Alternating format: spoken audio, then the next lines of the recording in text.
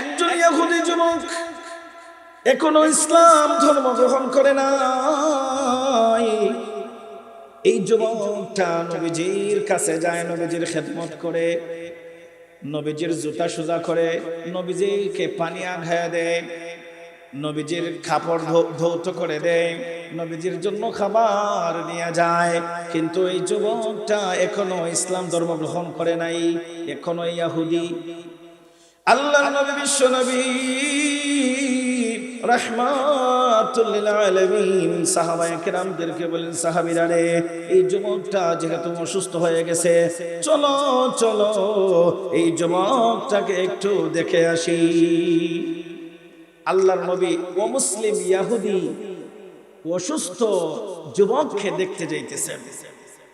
আর আমাদের মাঝে আমরা অনেক মুসলমান আছি যে মুসলমান আপন ভাই অসুস্থ আমরা খবর নেই না, আপন মা অসুস্থ, বাবা অসুস্থ আমরা খবর নেই না, আমার প্রতিবেশী পরিবার পরিজন অসুস্থ হয় আমি খবর নেই না। আর আল্লাহর নবী বিশ্ব নবী রাহমাতুল লিল আলামিনের দরবারে সোহবতে একজন ইহুদি যুবক আসতো, নবীজি ইহুদি যুবককে দেখার জন্য গেলেন। সুবহানাল্লাহ। মুসলমান ভাইরা আমার, অসুস্থ ব্যক্তিদের সেবা করা, অসুস্থ ব্যক্তিদের খোঁজ খবর নেওয়া, এটা দুনিয়ার সর্বোচ্চ একটা মানব সেবা। সর্বোচ্চ একটা মানব সেবা হলো অসুস্থ ব্যক্তিদের খবর নেওয়া, তাদের দেখাশোনা করা, সামর্থ্য অনুযায়ী অসুস্থ ব্যক্তির পাশে থাকা। আল্লাহর নবী বিশ্ব নবী রাহমাতুল লিল আলামিন বলেন, হাক্কুল মুসলিমি আলাল মুসলিমি খামসুন রাদ্দুস সালাম ওয়া ইয়াদাতুল মারিজ ওয়া ইত্তিবাউল জানাইজ ওয়া ইজাবাতুদ দাওয়াতি ওয়া তাশমিতুল আতিস। আল্লাহর নবী বিশ্বনবী বলেন, আমার উম্মতেরা রে,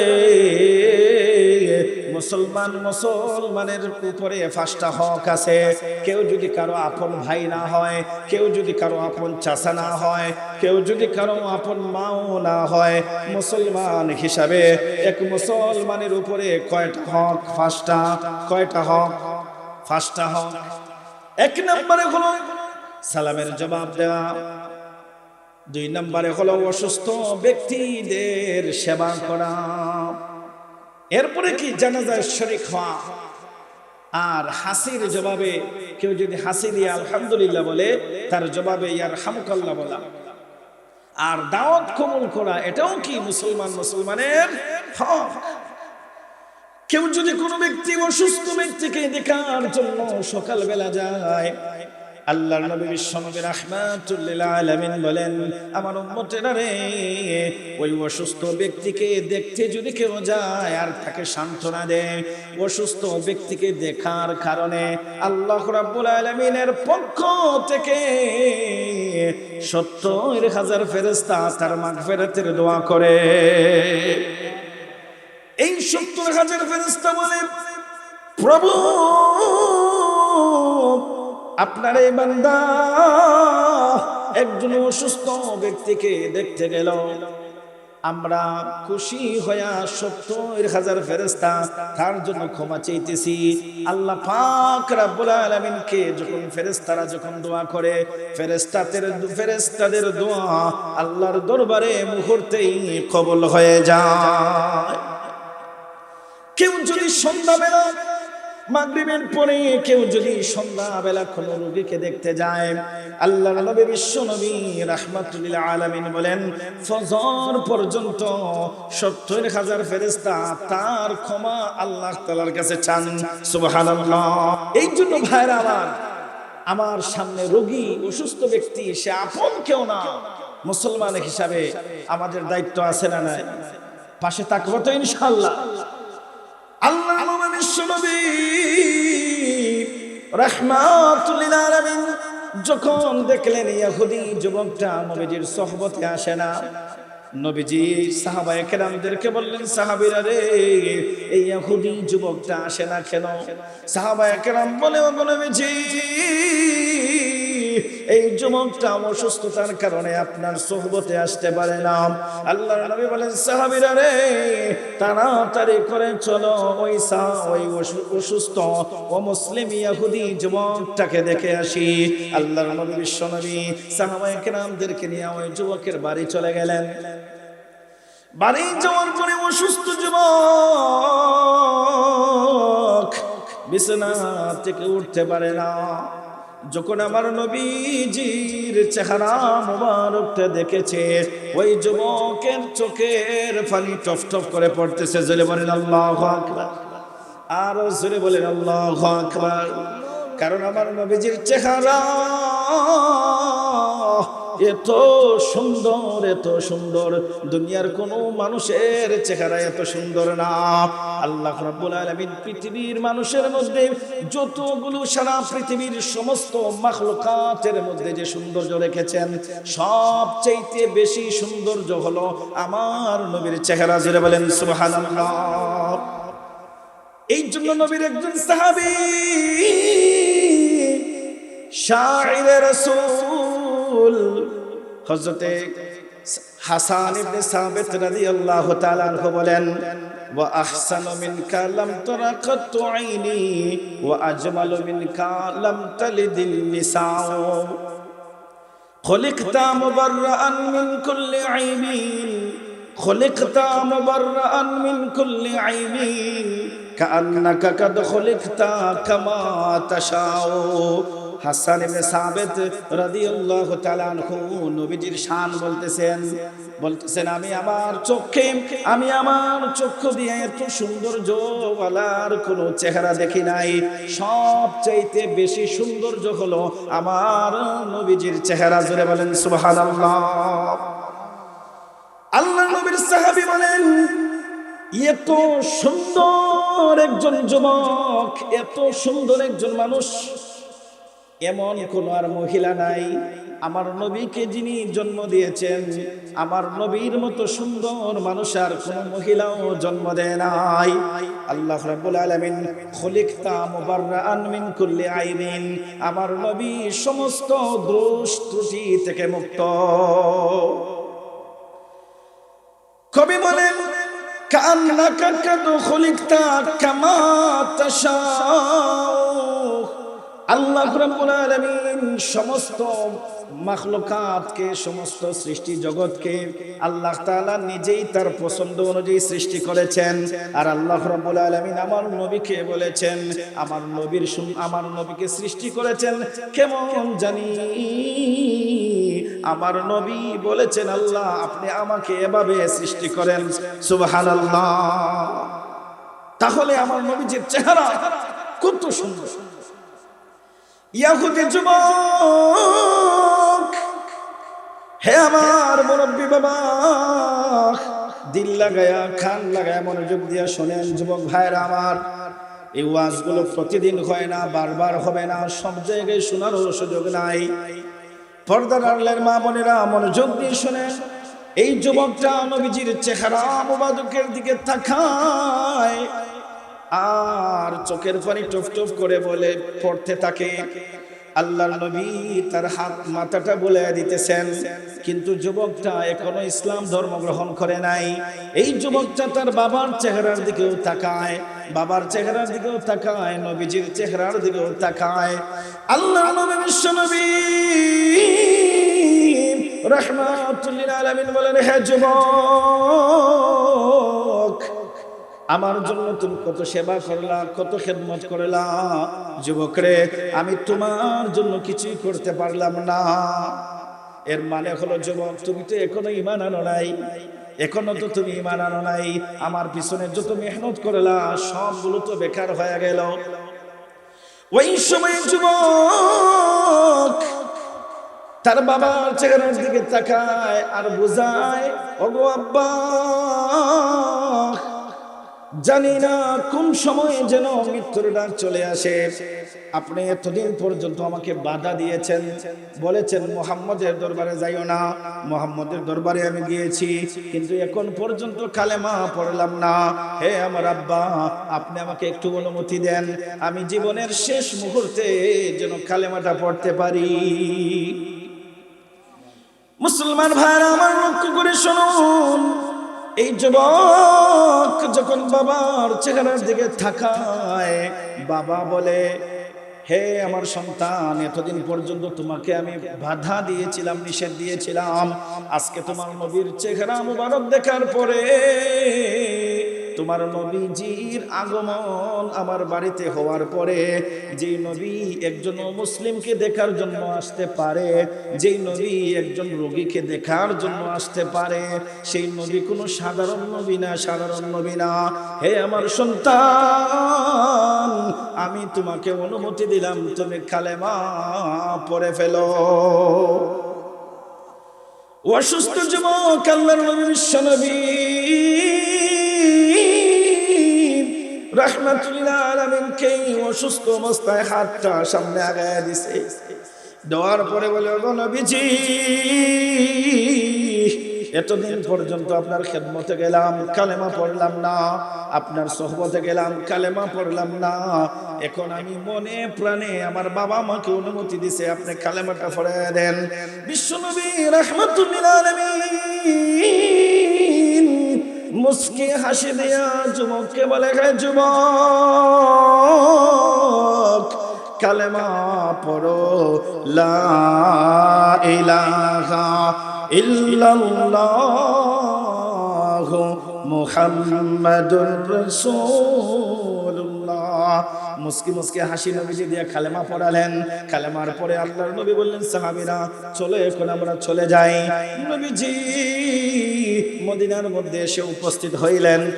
মদিনার মধ্যে উপস্থিত হওয়ার পরে কিছু সময় পরে শোনা গেল, এই যুবকটা আর দুনিয়ার মধ্যে নাই, দুনিয়া থেকে বিদায় নিয়ে গেছে। আল্লাহ নবী রাহমাতুল্লাহ আলামিন বলেন, মান কানা আখিরু কালামিহি লা ইলাহা ইল্লাল্লাহ ফাদখালাল জান্নাহ। আল্লাহর নবী বলেন, জীবনের শেষ মুহূর্তে শেষ কথা যার লা ইলাহা ইল্লাল্লাহ হবে, আল্লাহর তৈরি জান্নাত তার জন্য রিজার্ভ হয়ে যাবে। আল্লাহর নবী বিশ্বনবী রাহমাতুল্লিল আলামিন সাহাবায়ে কেরামদেরকে বলেন, সাহাবীরা রে, যাও যাও ওই যুবকের বাড়ি যাও, কারণ সেখানে তো আর কেউ মুসলমান নাই, অসুস্থ যুবক শুধুমাত্র মুসলমান। ও সাহাবীরা যাও, তাড়াতাড়ি করে জানাজার ব্যবস্থা করো, দাফন কাফনের ব্যবস্থা করো, আমি বিশ্ব নবী নিজেই তার জানাজার ইমামতি করব। হযরত ওমর রাদিয়াল্লাহু তাআলা আনহু এই দৃশ্য দেখার পরে আল্লাহর নবী যখন এই যুবকের জানাজা পড়াবেন, মাত্র ঈমান এনেছেন, মাত্র ঈমান এনেছেন। মিশকাত শরীফের সরা মিরকাতের মধ্যে এসেছে, এই যুবকটা লাম ইউসাল্লি সালাতান, এখন পর্যন্ত নামাজের বিধান, নামাজ পড়তে পারে নাই, এখন পর্যন্ত রোজার উপর আমল করতে পারে নাই, এখন পর্যন্ত সদকা করতে পারে নাই, কিন্তু কালেমা পড়েছে, কালেমা পড়েছে। যার কারণে আল্লাহর নবী বললেন, ও সাহাবীরা জানাজার ব্যবস্থা করো, আমি বিশ্ব নবী নিজেই জানাজা পড়াবো। হযরত ওমর রাদিয়াল্লাহু তাআলা আনহু ওই যুবকের জানাজার নামাজের দৃশ্যের বিবরণ হযরত ওমর রাদিয়াল্লাহু তাআলা আনহু দেন। আল্লাহর নবী বিশ্ব নবী রাহমাতুল্লিল আলামিন যখন জানাজার সময় হয়ে গেছে, তখন আল্লাহর নবী পাটাকে একটু উপরে উঠায়া বৃদ্ধাঙ্গুলের জমিনে লাগায়া শুধু আল্লাহর নবী এভাবে ভর দিয়া দিয়া হাঁটেন। হযরত ওমর বলে, ওগো নবীজি, এমন দৃশ্য তো আগে আর আমার চোখে পড়লো না। এই দৃশ্য, এই অবস্থার কারণ কি? এভাবে আপনি হাঁটার কারণ কি? আল্লাহর নবী বিশ্ব নবী রাহমাতুল্লিল আলামিন বলেন, হে ওমর, এই যুবকটা যখন কালেমা পড়েছে, কালেমা পড়ার কারণে তার ঈমানটা মজবুত হয়ে গেছে। ঈমান মজবুত হওয়ার কারণে যখন সে দুনিয়া থেকে বিদায় নিয়ে চলে গেল, হে ওমর, আল্লাহ রাব্বুল আলামিনের কাছে এই আমলটা এত বেশি ভালো লেগেছে, আল্লাহ রাব্বুল আলামিন তার জানাজার জন্য আসমানের সমস্ত দরজাগুলো আল্লাহ তাআলা খুলে দিয়েছেন। আর আল্লাহ রাব্বুল আলামিনের অসংখ্য অগণিত ফেরেশতারা ওই যুবকের জানাজায় উপস্থিত হয়েছে, যার জন্য আমি বিশ্বনবী হাঁটার ক্ষেত্রে সতর্কতা অবলম্বন করতেছি। তাহলে আল্লাহ রাব্বুল আলামিন বললেন, সর্বপ্রথম বললেন, ইয়া আইয়ুহাল্লাযীনা আমানু দুখুলু ফিস-সিলমি কাফা, হে ঈমানদারেরা তোমরা পরিপূর্ণভাবে ইসলামে প্রবেশ করো, পরিপূর্ণভাবে ইসলামে প্রবেশ করো। ঈমান তো অবশ্যই লাগবে, ঈমান ছাড়া কোনো কিছুর মূল্য নাই। মুসলমান ভাইরা আমার লক্ষ্য করুন, এই আয়াতটা আল্লাহ তাআলা কেন নাযিল করলেন, বাস্তবতা কি আমরা একটু আলোচনা করি। এই আয়াতে কেন আল্লাহ তাআলা বললেন পরিপূর্ণভাবে প্রবেশ করো? কারণ আমাদের মাঝে কিছু মুসলমান আমরা এমন আছি, কিছু মানি কিছু মানি না, পছন্দ হলে মানি, অপছন্দ হলে মানি না। আমার পক্ষে আসলে আমি মানি, আমার বিপক্ষে চলে গেলে আমি মানি না।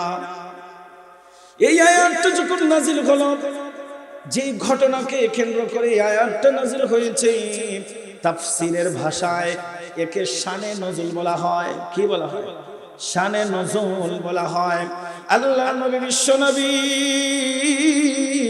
রাহমাতুল লিল আলামিন মদিনার মধ্যে অবস্থান করতেছেন, এমন সময় মদিনার গলিতে গলিতে যারা মুসলমান ছিলেন আল্লাহর নবীর সাথে সাক্ষাৎ করার জন্য এসেছেন। নবীজির সাথে সাক্ষাৎ করতেছেন, আলাপ আলোচনা করতেছেন, দোয়া নিতেছেন, নবীজির সোহবত নিতেছেন। এই সময় ইহুদিদের একজন বড় আলেম আব্দুল্লাহ ইবনে সালাম, ইহুদি থেকে তিনি মুসলমান হয়েছেন, নাম হলো আব্দুল্লাহ ইবনে সালাম। আল্লাহর নবী বিশ্বনবী রাহমাতুল লিল আলামিন বললেন, হে আব্দুল্লাহ ইবনে সালাম, ইসলাম ধর্ম তুমি গ্রহণ করেছো, এখন তোমার কি অবস্থা, দিনকাল কেমন যাইতেছে? আব্দুল্লাহ ইবনে সালাম বলে, ওগো নবীজি, ইসলাম ধর্মের মধ্যে প্রবেশ করার পরে আমার সময়টা ভালোই যাইতেছে, তবে ইসলাম ধর্মের মধ্যে সাইয়্যিদুল আইয়ামি ইয়াউমুল জুমআ, ইসলাম ধর্মের মধ্যে শ্রেষ্ঠ দিন হলো জুমআর দিন, আর ইহুদি ধর্মের মধ্যে শ্রেষ্ঠ দিন হলো শনিবার। শনিবারের মধ্যে কোনো আমলের ব্যাপারে বাধ্যতামূলক ইসলাম ধর্ম নাই, ফরজ নামাজ আছে কিন্তু বাধ্যতামূলক কোনো আমল নাই। ওগো আল্লাহর নবী, মুসা নবীর মহব্বত আমার অন্তরের মধ্যে রয়ে গেছে, এই জন্য জুমার দিনও আমি নেক আমল করি। আর শনিবারে মুসা নবীর জমানায় ছিল নিষেধ করা ছিল, ইবাদতের দিন ছিল শনিবার, আর এই শনিবারে মাছ শিকার করবা না, এটা ছিল নিষেধ, কিন্তু এই শনিবারটাকেও আমি সম্মান করি। জুমার নামাজও আমি পড়ি, শনিবারকেও কি করি? মুসা নবীর মহব্বতে সম্মান করি। এই আব্দুল্লাহ ইবনে সালাম আল্লাহর নবীকে লক্ষ্য করে বলে, ও নবীজি, শুধু তাই না, মুসলমানদের জন্য উটের গোশত খাওয়া হালাল, উটের দুধও খাওয়া হালাল, কিন্তু ইহুদিরা উটের দুধ খায় কিন্তু গোশত খায় না।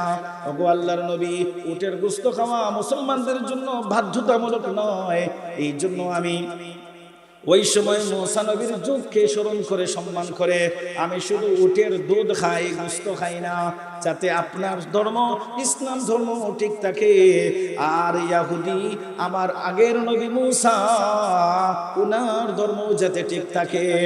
ওই সময় আল্লাহ রাব্বুল আলামিন বলেন, ওই সময় আল্লাহ রাব্বুল আলামিন জিবরাইলকে পাঠিয়ে দিলেন, ও জিবরাইল, যাও যাও আমার নবীর কাছে যাও, আমার নবীর কাছে যাও, আমার নবীর কাছে গিয়ে বলো, এই আয়াতটা বলো, সূরা বাকারা 208 নম্বর আয়াত, ইয়া আইয়ুহাল্লাযীনা আমানু দুখুলু ফিস-সিলমি কাফা, হে ঈমানদারেরা তোমরা পরিপূর্ণভাবে ইসলামে প্রবেশ করো। কিছু মানবা মুসা নবীর আদর্শ, আর কিছু মানবা বিশ্ব নবীর আদর্শ, কিছু মানবা আমেরিকা, আর কিছু মানবা ইসলাম, কিছু মানবা রাশিয়া, আর কিছু মানবা ইসলাম, কিছু মানবা ভারত, আর কিছু মানবা ইসলাম। তা হবে না, তা হবে না, ইসলামকে পরিপূর্ণভাবে মানতে হবে,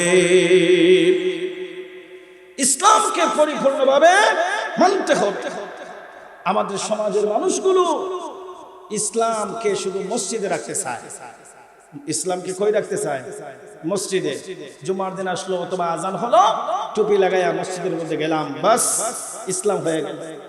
আর আমরা কেউ কেউ মনে করি ইসলাম ধর্ম শুধু মাদ্রাসায় কোরআন হাদিস চলবে, শিক্ষক পড়াবে, ছাত্ররা পড়বে।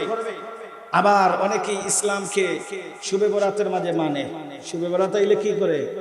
ইসলাম মানে। রমজান মাস আসলে ইসলাম মানে, কিন্তু তার মেয়ে বিয়ে দেওয়ার সময় ইসলাম মানে না। মেয়ে বিয়ে দেওয়ার সময় ইসলাম মানে না, গান বাজনা রং তামাশা করে। ব্যবসার ক্ষেত্রে দেখা যায় ইসলাম মানে না, হালালে হারামে মিশ্রিত করে ব্যবসা করে। পরিবার চালানোর ক্ষেত্রে দেখা যায় এক ভাইয়ের সম্পদ আরেক ভাই আত্মসাৎ করে, সেই জায়গায় ইসলাম মানে না। এলাকার মধ্যে মাতব্বরি করতে গিয়া দেখা যায় ন্যায় বিচার প্রতিষ্ঠার ক্ষেত্রে 500 টাকার বিনিময়ে ন্যায়কে অন্যায় বানায়, অন্যায়কে ন্যায় বানায়, সেই জায়গায় ইসলাম মানে না। মুসলমান ভাইরা আমার লক্ষ্য করুন, ইসলাম হলো শান্তির ধর্ম, ইসলাম হলো ভ্রাতৃত্বতা ভালোবাসার ধর্ম, ইসলাম হলো ন্যায় ইনসাফ নীতি নৈতিকতার ধর্ম। ইসলাম শুধু মসজিদে চলবে তা নয়, ইসলাম শুধু মাদ্রাসায় চলবে তা নয়। ইসলাম একজন মানুষের ব্যক্তিগত জীবনে, পারিবারিক জীবনে, সামাজিক জীবনে, আন্তর্জাতিক জীবনে, এমনকি যেই দেশের মুসলমান থাকবে সেই দেশের সংসদেও ইসলাম থাকবে থাকবে। শুনে বলেন ঠিক কিনা? এই জন্য ইসলামকে শুধু সীমাবদ্ধ করলে হবে না, ইসলাম সর্ব জায়গায় চলবে। আমাদের এই আয়াতটা যখন নাজিল হলো তখন আল্লাহ তাআলা ইহুদিদের কিছু কিছু বিষয়কে, ইহুদিদের মানতে সাহাবায়ে কেরামকে নিষেধ করেছেন। দুঃখ এবং পরিতাপের বিষয় হলো আজকে মুসলমানেরা মুসা নবীর সম্পূর্ণ অনুসরণ তো বাদই দিলাম, ঈসা নবীর আদর্শ তো বাদই দিলাম। আজকে মুসলমানের ঘরে জন্ম নিয়া আজকে মুসলমান তার আদর্শ বানাইছে আমেরিকা, রাশিয়া আর নানান পরাশক্তিগুলোকে আদর্শ বানিয়েছে।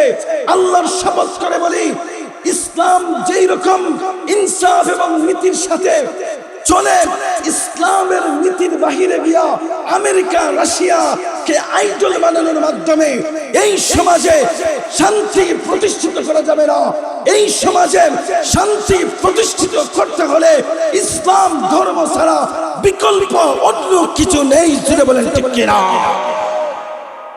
ইসলাম ছাড়া শান্তির কোনো বিকল্প কোনো পথ নাই। মুসলমান ভাইরা আমার বড় আফসোস লাগে, বড় পরিতাপের বিষয়। এই যে 2 দিন পরে 3 দিন পরে এই যে ডিসেম্বর মাস শেষ হবে, এরপরে 26 সালের আগমন। এখানে অনেক যুবক যুবতী, তরুণ তরুণী, শিক্ষিত সমাজের মানুষগুলো বসে রয়েছে। হ্যাপি নিউ ইয়ার, নতুন বছরকে বরণ করবে, হ্যাপি নিউ ইয়ার। আবার রাত যখন 12:00 হয়ে যাবে, রাতের গভীরতা যখন 00, মিনিটের কাঁটা 00, সেকেন্ডের কাঁটা 00, ঘন্টার কাঁটা যখন 00 থাকে, 31st নাইট বলা হয়। কি বলা হয়? 31st নাইট বলা হয়। এই সময়ের অপেক্ষা করতেছে, প্রেমিকাকে শুভেচ্ছা জানাবে, এক প্রেমিকাকে শুভেচ্ছা জানাবে। বিভিন্ন জায়গায় নাচের আয়োজন, গানের আয়োজন হবে, সেই জায়গায় টিকিট কেটে গান উপভোগ করবে মুসলমানের বাচ্চারা।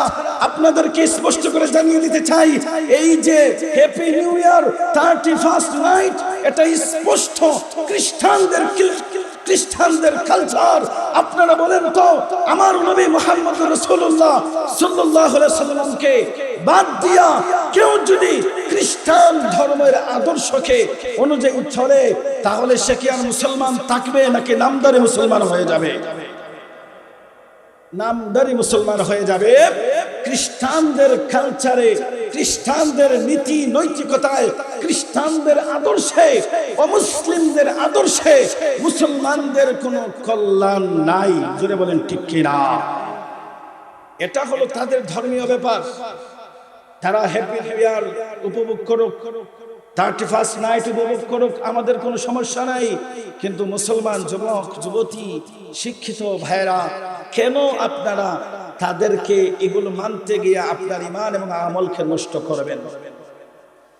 রোমান পারস্যের এই যে প্রাচীন রোমক যারা আছে, রোমান বিভিন্ন দেব দেবীর পূজা তারা করে, গাছপালা তরুলতা কত কিছুর পূজা তারা করে। তাদের মধ্যে সবচেয়ে অ্যাকশনওয়ালা একটা মূর্তি, এই মূর্তির নাম হলো জানুস মূর্তি। কি নাম? জানুস। এই মূর্তির নাম কি? জানুস। এই মূর্তির মাঝে দুইটা মুখ আছে। কয়টা মুখ? একটা সামন দিকে, একটা পিছন দিকে। এই মূর্তির মধ্যে এক হাতে চাবি আর এক হাতে হলো লাঠি।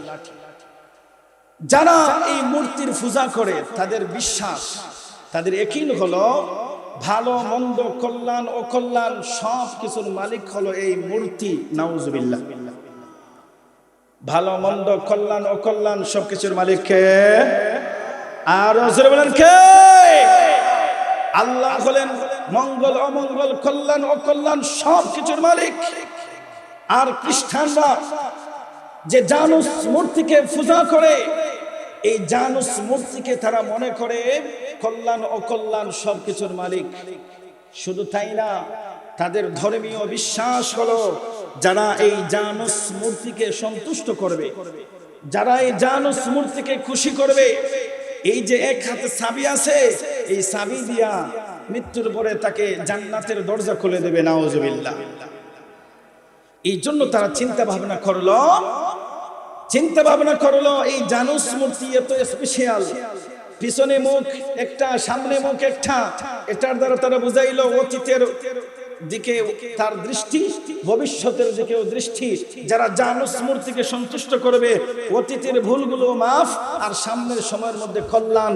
বলেন তো খ্রিস্টানরা তাদের যে ধর্মীয় নীতি আদর্শকে মানতেছে, এটা সরাসরি শিরিক। সরাসরি কি? শিরিক। এটা তাদের জন্য তাদের ব্যাপার। কিন্তু মুসলমান হয়ে তুমি কেন জানুস মূর্তিকে অনুসরণ করে? তার নাম দিয়েছে জানুয়ারি মাস। এই জানুয়ারি মাস কোথা থেকে আসলো? এই জানুস মূর্তি থেকে আসলো। তারা এই বিষয়টাকে সামনে নিয়ে ভাবলো আমাদের সবচেয়ে শক্তিশালী মূর্তি জানুস, এই জন্য তারা জানুয়ারি মাস দিল। মুসলমান ভাইরা আমার, এই জানুস মূর্তি থেকেই জানুয়ারি মাস, সেখান থেকেই 31st নাইট, সেখান থেকে হ্যাপি নিউ ইয়ার। সেখানে মুসলমানদের জন্য কোনো কল্যাণ নাই, কোনো সফলতা নাই। জোরে বলেন ঠিক কিনা? আর কেউ যদি সেখানে কল্যাণ খুঁজতে চায়, কেউ যদি সেখানে সফলতা খুঁজতে চায়, আল্লাহ পাক রব্বুল আলামিন বলেন, وَمَن يَبْتَغِ غَيْرَ الْإِسْلَامِ دِينًا فَلَن يُقْبَلَ مِنْهُ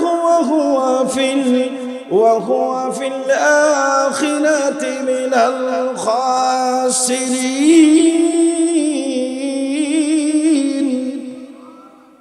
আল্লাহ তাআলা বলেন, কেউ যদি ইসলাম ধর্ম বাদ দিয়া অন্য জায়গায় সফলতা খুঁজে, তাহলে তার সফলতা তো আসবে না, কবুলও হবে না, উল্টা সে ক্ষতিগ্রস্ত হবে। উল্টা কি হবে? ক্ষতিগ্রস্ত হবে। আল্লাহ রাব্বুল আলামিনের পয়গম্বর বিশ্বনবী মুহাম্মদুর রাসূলুল্লাহ সাল্লাল্লাহু আলাইহি ওয়াসাল্লাম বলেন, মান তাশাব্বাহা বিকওমিন ফাহুয়া মিনহুম। যে যে সম্প্রদায়ের সাদৃশ্য ধারণ করে সে তাদের অন্তর্ভুক্ত হয়ে যায়। মুসলমানের ঘরের সন্তান হয়ে নাম মুসলমান, বাবা মুসলমান, দাদা মুসলমান, মুসলমানের দেশে থাকিয়া তুমি যদি খ্রিস্টানদের কালচারকে গ্রহণ করো, খ্রিস্টানদের আদর্শকে লালন করো, তাহলে আল্লাহ নবী বলেছেন কি, মান তাশাব্বাহা বিকওমিন ফাহুয়া মিনহুম। আরে কপাল ফুরা, মুসলমানের লিস্ট থেকে তোমার নামটা কেটে দেওয়া হয়। মুসলমানের লিস্ট থেকে তার নামটা কি দেওয়া হয়? কেটে দেওয়া হয়। যেখানে আব্দুল্লাহ ইবনে সালাম মুসা আলাইহিস সালামের অনুসরণ করার ক্ষেত্রে নবীজিকে বলেছিলেন, আল্লাহ কোরআনের আয়াত নাযিল করে দিলেন। আল্লাহ তাআলা বললেন যে কি, ইয়া আইয়ুহাল্লাযীনা আমানু দুখুলু ফিস সিলমি কাফা। না না, ইসলাম ধর্মের নবী তিনি হলেন লাকাদ কানা লাকুম ফি রাসূলিল্লাহি উসওয়াতুন হাসানা। আমার নবীর আদর্শ, আমার নবী ব্যতীত এই পৃথিবীর মাঝে শান্তি প্রতিষ্ঠিত হবে না। শান্তি, সফলতা, কামিয়াবি একমাত্র আমার নবীর আদর্শের মাঝেই রয়েছে। সুবহানাল্লাহ। যারা নতুন বৎসরকে বরণ করার জন্য অপেক্ষা, তাদেরকে আরেকটা হাদিস শোনাই। আল্লাহ রাসূল সাল্লাল্লাহু আলাইহি সাল্লাম বলেন, কুল্লু আমরিন জিবালিন লা ইবদাউ ফীহি বিসমিল্লাহির রাহমানির রহিম ফাহুয়া আকতাউ ওয়া ফি রিওয়ায়াতিন ফাহুয়া আবতারু ওয়া ফি রিওয়ায়াতিন ফাহুয়া আজজামু। আল্লাহর নবী বিশ্বনবী রাহমাতুল লিল আলামিন বলেন, প্রতিটি ভালো কাজের শুরুতে, প্রতিটি ভালো কাজের শুরুতে কেউ যদি আল্লাহর নাম না নেয় তাহলে তার সেটা বরকত শূন্য হয়ে যায়। একটি বছর আপনার থেকে বিদায় নিয়ে চলে গেল, সামনে আরেকটা বছর শুরু হবে। অতীতের বছরে কত ভুল ভ্রান্তি আপনার হয়েছে, ত্রুটি বিচ্ছুতি হয়েছে, নাফরমানি হয়েছে। সেই জায়গায় আগামী বছর বরণ করার জন্য শুরুতে আল্লাহর নাম নেওয়া, তাওবা করা, ইস্তেগফার করা, সেটা হলো আমাদের জন্য কর্তব্য। সেই জায়গায় 31 নাইট নামে আতশবাজি করে, বম রাত্রিবেলা বম ফোটায়, আতশবাজি করে, লাল নীল বাতি জ্বালায়া গানের আয়োজন মঞ্চ করে, তারা কোনোদিন আগামী বছর বরকত পাবে না। আগামী বছর বরকত পাবে না। কারণ নবীজি বলছেন কি, যে প্রতিটি কাজের শুরুতে যদি বিসমিল্লাহ বলা না হয়, আল্লাহর নাম না থাকে, বরকত শূন্য হয়ে যায়। একজন মুসলমান দিন শুরু করবে আল্লাহর নাম দিয়া, রাত্রি শুরু করবে আল্লাহর নাম দিয়া, গাড়ি চালাবে আল্লাহর নাম দিয়া, চাকরি করবে আল্লাহর নাম দিয়া, ব্যবসা করবে আল্লাহর নাম দিয়া, নৌকায় উঠবে আল্লাহর নাম দিয়া, বিমানে উঠবে আল্লাহর নাম দিয়া, বিমান থেকে নামে আল্লাহর নাম আলহামদুলিল্লাহ শুকরিয়া আদায় করবে। সেই জায়গায় আল্লাহর নামকে বাদ দিয়া রাম আর বামদেরকে অনুসরণ করবে, তাদের জীবনে ঠাটা ফোড়া, তাদের উপরে আযাব আর গজব আসবে, তাদের জীবনে কোনো সুখ শান্তি সফলতা আসবে না। এই জন্য মুসলমান ভাইরা আমার, ইসলাম ধর্ম আমাদেরকে কি বোঝায়? ইসলাম ধর্ম আমাদেরকে বোঝায় আমরা আমাদের মন মতো চলবো না, আমাদের ইচ্ছায় চলবো না। ইসলাম শব্দের অর্থ কি? আত্মসমর্পণ, আনুগত্য, আল্লাহ এবং আল্লাহর রাসূলকে আনুগত্য করা। ব্যক্তি বলতে কিছু নেই, আমিত্ব বলতে কিছু নেই, আমার বলতে কিছু নেই, আমার বলতে কিছুই নেই। যা কিছু হবে আল্লাহর হুকুমেই হবে। আমার আল্লাহর বিধানটা মানতে গিয়া আমার কষ্ট হলেও আমাকে মানতে হবে, আমার বিপক্ষে গেলেও আমার মানতে হবে। আমি যদি খুশিও না থাকি, আল্লাহর বিধানটা আমাকে মানতে হবে। এটাই হলো মুসলমান, প্রকৃত মুসলমানের লক্ষণ। এটাই হলো প্রকৃত মুসলমানের লক্ষণ। আল্লাহর নবী মুহাম্মদ রাসূলুল্লাহ সাল্লাল্লাহু আলাইহি সাল্লাম আরেকটু সুন্দর করে একটা হাদিস বলেছেন আমাদেরকে সতর্ক করার জন্য। আল মুসলিমু মান সালিমাল মুসলিমুনা মিন লিসানিহি ওয়া ইয়াদিহি। আল্লাহর নবী বিশ্বনবী রাহমাতুল আলামিন বলেন, প্রকৃত মুসলমান হলো ওই ব্যক্তি যার জবানের ক্ষতি থেকে, হাতের ক্ষতি থেকে অন্য মানুষ নিরাপদ থাকে। নিজেও নিজের জবান হাতের ক্ষতি থেকে হেফাজত থাকবে, অন্যকেও হেফাজত রাখবে। সে মুসলিম হোক আর অমুসলিম হোক। একটু বাস্তবতার দিকে আমরা যদি আসি, আজকে দেখবেন আমাদের সমাজে এমন অবস্থা শুরু হয়েছে, একজন আরেকজনকে কিভাবে ঘায়েল করা যায়। একজন বিপদে পড়ছে, তাকে আরো বিপদে কেমনে ধাক্কা দিয়ে ফেলানো যায়। একজন আগুনের পারে আছে, তাকে কেমনে আগুনের মাঝখানে ফেলে দেওয়া যায়। একজন একটু অসুবিধার মধ্যে আছে, তাকে আরো বড় অসুবিধায় আমরা ফেলে দিচ্ছি। তাহলে আমরা প্রকৃত মুসলমান হতে পারলাম না। আরে ভাই, একটু লক্ষ্য করে শুনেন, যে নবী মুহাম্মদ রাসূলুল্লাহ সাল্লাল্লাহু আলাইহি সাল্লাম, যে নবীকে সৃষ্টি না করলে আসমান, জমিন, চন্দ্র, সূর্য, নক্ষত্র কিছুই সৃষ্টি করা হতো না। সেই নবীজির একটা ঘটনা আপনাদেরকে বলি, শুনতে রাজি আছেন তো ইনশাআল্লাহ? আল্লাহর নবী বিশ্বনবী রাহমাতুল লিল আলামিন মৃত্যুর পূর্বে অসুস্থ হয়ে গেলেন। অসুস্থ হওয়ার পরে আল্লাহর নবী সাহাবায়ে কেরামদেরকে বললেন, ও সাহাবীরা, আমি তো ঘর থেকে নামাজ আদায় করি। সাহাবীরা রে, আমি আজকে এশার নামাজটা মসজিদে গিয়ে পড়ব, আর সমস্ত সাহাবায়ে কেরামদেরকে তোমরা একত্রিত করবা। আমি বিশ্ব নবীর সকলের সাথে পরামর্শ আছে। আল্লাহর নবী বিশ্ব নবী রাহমাতুল লিল আলামিন এশার নামাজের সময় মসজিদের মধ্যে গেলেন। যাওয়ার পরে সমস্ত সাহাবায়ে কেরাম একত্রিত হলেন। সাহাবায়ে কেরামের মাঝে একটা আতঙ্ক কাজ করতেছে, একটা ভয় ভীতি কাজ করতেছে, একটা ভয় ভীতি কাজ করতেছে। কি করা যায়, কি করা যায়? আল্লাহর নবী কি যেন বলেন। মুসলমান ভাইরা আমার, আল্লাহর নবী বিশ্ব নবী রাহমাতুল লিল আলামিন সাহাবায়ে কেরামদেরকে বললেন, সাহাবীরা রে, ইন্নাকা মাইয়িতুন ওয়া ইন্নাহুম মাইয়িতুন। আল্লাহ পাক রব্বুল আলামিনের এই আয়াতটা শোনায়া দিলেন, ও সাহাবীরা শোনো, আমি নিজেই হলাম মরণশীল, মরণের হাত থেকে কেউ রক্ষা পাবে না, আমাকেই মৃত্যুবরণ করতে হবে। সাহাবীরা রে, আমার দুশমনরাও মৃত্যুবরণ করবে। এক কথায় হলো, কুল্লু নাফসিন যায়িকাতুল মাউত, পৃথিবীর প্রত্যেকটা প্রাণীকে মৃত্যুর স্বাদ দিতে হবে। ও সাহাবীরা, জানি না কোন সময় মৃত্যুর ডাক চলে আসে, কতদিন বাঁচি না বাঁচি জানি না। সাহাবীরা রে, তোমাদের কারো যদি কোনো লেনদেন আমার সাথে থাকে, তাহলে বলো, আমি দুনিয়ার মধ্যে তোমাদের লেনদেন, তোমাদের এই বিষয়গুলো সমাধান করব। ও সাহাবীরা, শুধু তাই না, আমি যদি তোমাদেরকে কোনো কিছুতে কষ্ট দিয়ে থাকি, তাহলে তোমরা আমাকে বলো, আমি তোমাদের কাছে ক্ষমা চাইব। এই কথা শোনার পরে সাহাবায়ে কেরাম হাউমাউ করে কান্না শুরু করলেন। সাহাবায়ে কেরাম বললেন, ও নবীজি, না না, আপনাকে তো আল্লাহ তাআলা রাহমাতুল লিল আলামিন বানিয়ে পাঠিয়েছেন।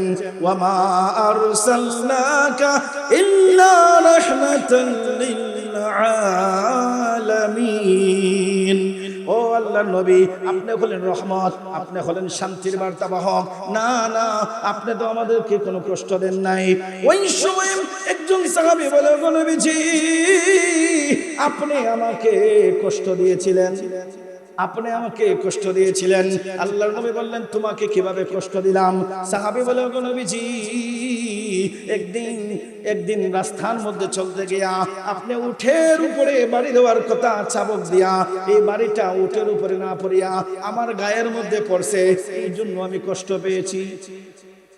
আল্লাহর নবী বিশ্ব নবী রাহমাতুল লিল আলামিন হাসান হুসাইনকে ডাক দিলেন, ও হাসান হুসাইন, যাও যাও, ঘরের মধ্যে যাও, এই ঘর থেকে গিয়া চাবুকটা নিয়ে আসো। হাসান হুসাইন ঘর থেকে গিয়া চাবুকটা নিয়ে আসলেন। চাবুকটা নিয়ে আসার পরে আল্লাহর নবীর হাতে দিলেন, আর আল্লাহর নবী চাবুকটা ওই যুবকের হাতে তুলে দিলেন, আর বললেন, যুবক, আমি তোমাকে যেই রকম আঘাত করেছিলাম, তুমিও আমাকে আঘাত করো। এই সময় সাহাবায়ে কেরামের চেহারার মধ্যে পরিবর্তন দেখা যায়।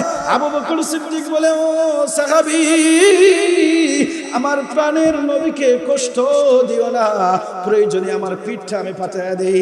হে সাহাবী, তুমি আমাকে আঘাত করো, আমার নবীকে কষ্ট দিও না। ওমর বলে, হে সাহাবী, আমার নবীকে কষ্ট দিও না, প্রয়োজনে তুমি আমাকে আঘাত করো। ফাতিমা রাদিয়াল্লাহু তাআলা আনহা পর্দার আড়াল থেকে সাহাবী ওনার দুই সন্তানকে পাঠিয়ে দিলেন, হাসান হুসাইন রে, যাও গিয়া বলো, সাহাবী, তোমরা যত খুশি হাসান হুসাইনকে আঘাত করো, তারপরেও যে নবীর শরীরে মশা মাছি বসা হারাম, সেই নবীর শরীরে আঘাত করিও না। আল্লাহর নবী বিশ্ব নবী রাহমাতুল লিল আলামিন বলেন, না না, আমি তাকে কষ্ট দিয়েছিলাম, সে আমাকে সেই রকম কষ্ট দিবে, আর না হলে সেই সাহাবী কিয়ামতের দিন আল্লাহর দরবারে আমাকে আসামি বানায় ফেলবে। মুহাম্মাদুন সাইয়্যিদুল কাউনাইন ওয়াস সাকালাইন, মুহাম্মাদুন সাইয়্যিদুল কাউনাইন ওয়াস সাকালাইন ওয়াল ফারিকাইন মিন আরবিন ওয়া মিন আজামি, হুয়াল হাবিবুল্লাযী তুরজা শাফাআতুহু, হুয়াল হাবিবুল্লাযী তুরজা শাফাআতুহু লিকুল্লি হাওলিন মিনাল আখওয়ালি মুকতাহিম। আমার নবী তো দুই জাহানের সরদার, আমার নবীকে তিনি সুপারিশ ছাড়া কেউ জান্নাতে যেতে পারবে না। ওই নবীকে আঘাত করবে সাহাবায়ে কেরাম কেউ মেনে নিতে পারেন না। ওই সময় ওই সাহাবী বলেন, ওগো নবীজি, আমাকে আপনি যখন আঘাত করেছিলেন আপনার শরীরে কোনো পোশাক ছিল না, আপনার পোশাকটা আপনি খোলেন। আল্লাহর নবী শরীর থেকে পোশাকটা খুললেন। পোশাকটা খোলার পরে ওই সাহাবী চামচ দিয়ে আঘাত কি করবে, তাড়াতাড়ি করে ওই সাহাবী ফাল দিয়া নবীজির ঘাড়ের উপরে মোহরে নবুয়তের চিহ্ন, খতমে নবুয়তের চিহ্ন রয়েছে। এই সাহাবী সেই জায়গায় গিয়া চুমু দিয়েছে, সুবহানাল্লাহ। আর এই সাহাবী বলেন, ওগো নবীজি, আমার উদ্দেশ্য আপনাকে কষ্ট দেওয়া না, আমি তো আপনার সোহবত পায়া অন্ধকার থেকে আলোর পথে ফিরে এসেছি। ভগবান আল্লাহর নবী, আপনি মাসুম বেগুনা, আল্লাহর তৈরি জান্নাত আপনার জন্য রিজার্ভ হয়ে আছে। আমি চুমুটা আপনার মোহরে নবুয়তের মধ্যে দিলাম, যাতে করে এর উসিলা করে আল্লাহ তাআলা আমাকেও মাফ করে দেন। মুসলমান ভাইরা আমার, যে কথা বলতেছিলাম, নবীজি জীবনের শেষ মুহূর্তে এসে মানুষের কাছে ভুলের জন্য ক্ষমা চাইছেন, অথচ নবীজির কোনো গুনাহ নাই, মাসুম বেগুনাহ। আর আজকে আমরা মুসলমান, এক মুসলমান হয়ে আরেক প্রতিবেশীকে কষ্ট দিচ্ছি, এক ভাই হয়ে আরেক ভাইকে কষ্ট দিচ্ছি, সন্তান হয়ে মাকে কষ্ট দিচ্ছি। এই যে একটা আমাদের অশান্তি চলতেছে, এটা প্রকৃত মুসলমানের লক্ষণ নয়। এই জন্য আমরা ইসলাম ধর্ম আমাদের পক্ষে বিপক্ষে সর্ব অবস্থায় আমরা ইসলাম ধর্মকে প্রাধান্য দিব। যারা বলেন ঠিক কিনা? অনেক মোটামুটি সময় শেষ, যেগুলো আলোচনা হইল, আল্লাহ রাব্বুল আলামিন আপনাকে আমাকে এই আলোচনার উপর আমল করার তৌফিক দান করুন। সকলে বলি আমিন। আসসালামু আলাইকুম ওয়া রাহমাতুল্লাহ। আসলে ঈদের নামাজটাই তো একসাথে পড়ার নামাজ। ঈদের নামাজ তো আলাদা আলাদা পাঠ নাই। ঈদের নামাজের জন্য ঈদগাহ এটা হলো গুরুত্বপূর্ণ। ঈদের নামাজের জন্য কি ঈদগাহ হলো গুরুত্বপূর্ণ। আল্লাহর নবীর জামানায় সমস্ত জামাতগুলো, ঈদের জামাতগুলো সব মাঠে ময়দানে হইতো, ঈদগাহ হইতো। তা বৃহত্তর সত্তরের মধ্যে খাসজান একটা ঈদগাহ আছে, ওনাদের পাঞ্চায়েতি হয়, ঠিক আছে না? আর এখানে একটা ঈদগাহ হয়েছে।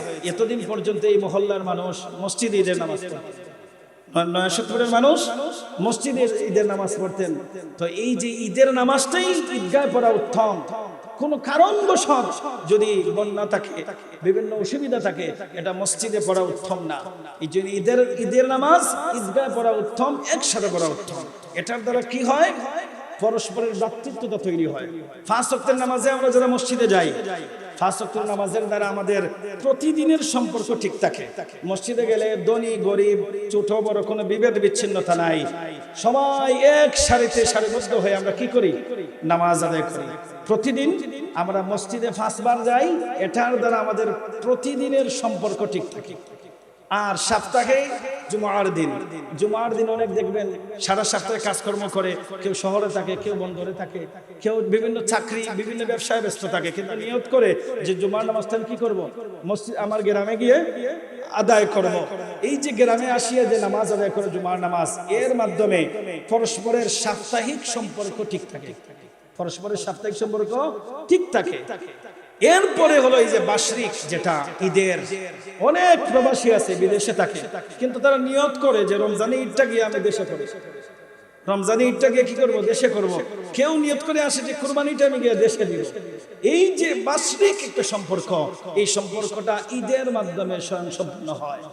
এখন আপনি প্রতিদিন আপনার এলাকার মানুষের সাথে সম্পর্ক 5 ওয়াক্তের নামাজ, সাপ্তাহিক সম্পর্ক হলো জুমার মাধ্যমে, আর বার্ষিক সম্পর্ক হয়ে গেল ঈদের মাধ্যমে।